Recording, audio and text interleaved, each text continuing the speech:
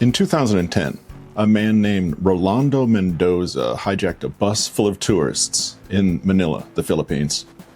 He was a former police officer. He'd been dismissed from the force under circumstances he believed were unjust. This was his way of demanding a hearing. Now, early in the standoff, Mendoza released several hostages. In his mind, that was a signal. It meant, I'm willing to cooperate, let's find a solution. The negotiators read it differently. They saw pressure decreasing. They thought time was on their side. Both sides believed they were communicating clearly, and neither was. 8 people died. Now, that's an extreme case. Albert Rutherford is the first to say so. But the mechanism at the center of it isn't extreme at all. Psychologists call it the illusion of transparency. We consistently overestimate how visible our intentions are to other people. What feels obvious from the inside registers differently from the outside. I read a promotional email announcing this book before I ever opened the manuscript, and then I spent the next several recording sessions stopping in the booth. Because I'd been on the wrong side of this more than once, and with real consequences. I've narrated a lot of books in the negotiation and game theory space. Most of them tell you what to do. Albert Rutherford does something different. He tells you why both sides consistently fail to do it, and why the failure is baked into the structure of the game, not into the personalities or the people playing it. 3 ideas from the book stopped me cold. Now, not because they were new, because I recognized the situations.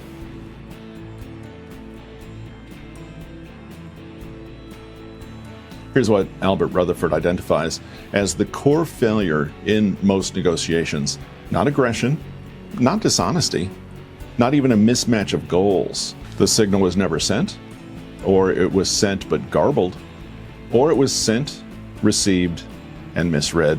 In all 3 cases, both sides walk away believing communication happened. The outcome depends on information that never arrived intact.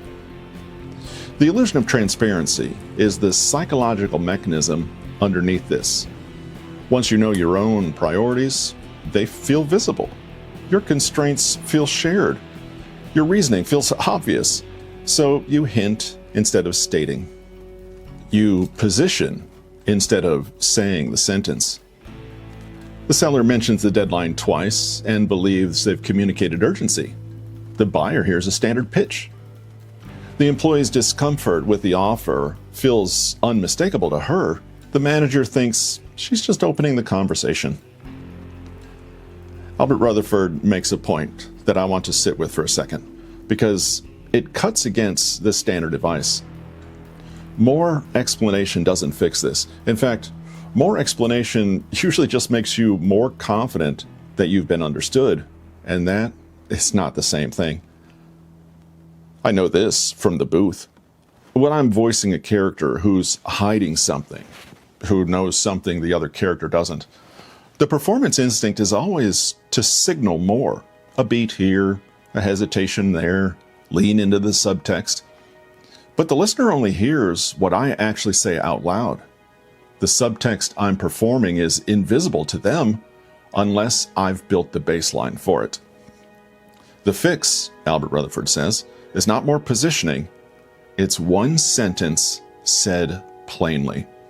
So, before your next negotiation, write down the one sentence you'd have to say out loud for your most important priority to actually be on the record. Then actually say it. My priority here is timing, not rate. I want to be transparent. I have another option I'm weighing. One sentence, spoken plainly, does more than an hour of careful positioning. I kept stopping in the booth on that paragraph because I had that sentence twice in my career, and both times I didn't say it. Twice in my IT career, I interviewed with competitors and received offers. Real offers, better money, legitimate alternatives. Both times, I went back to my current employer, said I wasn't happy with where things stood, and when they didn't move, I left. I took the other job. Problem solved, right? Except I never said the sentence. I never said, I have another offer on the table. Instead, I signaled dissatisfaction. I waited for them to read it, and they didn't. Or they did and called my bluff without knowing it was real. Albert Rutherford calls this BATNA, best alternative to a negotiated agreement. Your walkaway option, the thing that gives you leverage, not because you want to use it, but because having it changes the entire shape of the conversation. The party with the stronger BATNA negotiates from a different position, not more aggressively necessarily, but with less fear, because they can afford to walk. Here's what I understand now that I didn't then. The BATNA only works if the other side knows it exists. A job offer sitting in your pocket, unspoken, is not leverage. It's just a decision you're carrying alone. I had the leverage twice. I had the sentence. I want to stay, but I need you to know I have another offer. And I never said it. I took the invisible signal approach to the one situation where the invisible signal guaranteed I'd lose. They couldn't negotiate against something they didn't know was real. Albert Rutherford makes the point that BATNA isn't about being aggressive. It's not a threat. It's information. Stated plainly, it changes the other side's calculation.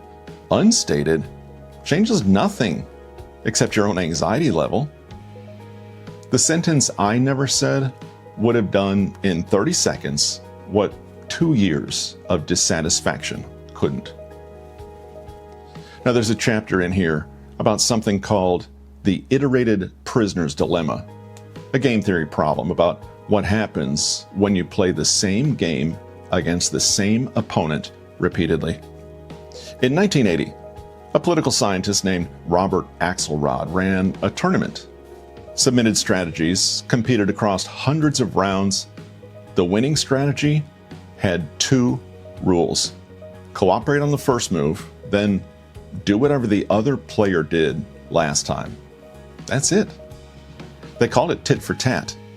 It beat every complex strategy in the field twice.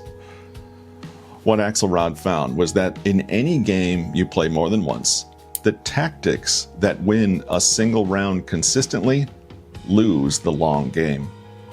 You push the deadline. You hold back information. You close on terms the other side will spend the next year resenting. In a one-shot transaction, maybe. In a repeated game, every one of those moves echoes forward. I had a book client take advantage of a mistake I made. I was willing to make reparations, fair ones. He pushed further than fair, but I paid it. I kept that relationship intact. I didn't say much. On his next book, I priced my contract to recover everything and then some. He accepted it without blinking because he had more books coming and I was the narrator he wanted. He may not have noticed. He may have noticed and let it go. Either way, the ledger balanced. I didn't end the relationship. I didn't blow up the negotiation. I adjusted the terms of the next round quietly and let it echo forward the same way his move had. That's tit for tat in a real business relationship. Nice first, retaliatory when pushed, forgiving enough to continue, and clear enough that the pattern, if he was paying attention, told him exactly what I was doing and why. Most of the negotiations that matter in your life are repeated ones. Your employer, your clients, your vendors, your family. The tactics that work in a one-shot transaction actively work against you when you're going to be sitting across from that person again. Albert Rutherford puts it plainly. You might win this round, but you also changed the game. Which matters, because almost none of the negotiations in your life are one shot. your boss, your clients, your family, you're sitting across from these people again. So the stuff that wins a single round, push hard, hold back, close on terms they'll resent, that stuff loses long term. It echoes. Be nice first. Push back when you have to. Forgive fast once they do too. And be predictable enough that people know what they're getting from you. You're not just trying to win the round, you're trying to win the relationship. Now, I've narrated close to 15 books for Albert Rutherford. Every one of them has been in this space: negotiation, game theory, decision-making under pressure. This one is different because it doesn't start with tactics. It starts with the structural reasons both sides fail. The illusion of transparency, the BATNA you never name, the one-shot thinking you bring into a repeated game. Get these three things wrong, and the tactics don't matter. Get them right, and you don't need to be clever. Mendoza thought he'd sent a signal. The negotiators thought they'd read one. Both were certain. Neither was right. The sentence that might have changed that outcome was never said out loud. That's the whole book, right there. The Game Theory of Negotiation is an Albert Rutherford book, and if you want the full, structured breakdown, the complete framework, all 9 chapters, there's a link in the description below.